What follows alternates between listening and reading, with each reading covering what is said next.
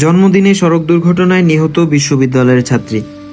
ব্যাগে ছিল সহপাঠীদের দেয়া উপহার। সুনামগঞ্জ টেক্সটাইল ইনস্টিটিউটের শিক্ষার্থী ছিলেন আফসানা জাহান।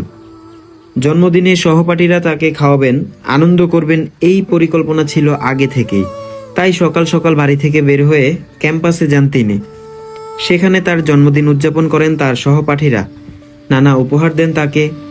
কিন্তু জন্মদিনে আনন্দ নিয়ে আর বাড়ি ফেরা হয়নি তার। সড়ক দুর্ঘটনায় তিনি নিহত হয়েছেন। ইন্না লিল্লাহি ওয়া ইন্না ইলাইহি রাজিউন। মেয়ের জন্মদিনের কথা তুলে বিলাপ করছিলেন বাবা দেলোয়ার হোসেন।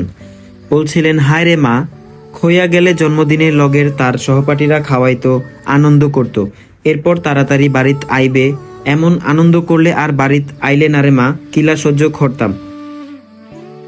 আফসানা জাহান ওরফে খুশি গতকাল বুধবার সুনামগঞ্জ সিলেট সড়কে এক মর্মান্তিক দুর্ঘটনায় মারা যান।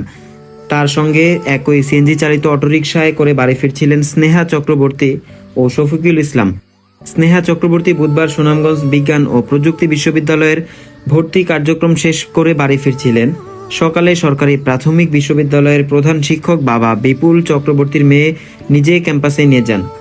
এরপর তাকে কম্পিউটার সায়েন্স অ্যান্ড ইঞ্জিনিয়ারিং বিভাগে ভর্তি করে একটি অটোরিকশায় তুলে দেন।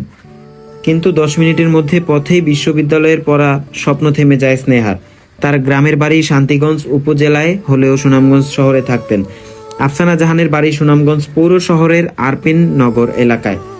বাবা দেলোয়ার হোসেন অবসরপ্রাপ্ত পুলিশ সদস্য, মা নুরুন্নাহার গৃহিণী। তাদের 2 মেয়ের মধ্যে আফসানা ছোট, বড় মেয়ে নুসরাত জাহানের বিয়ে হয়েছে।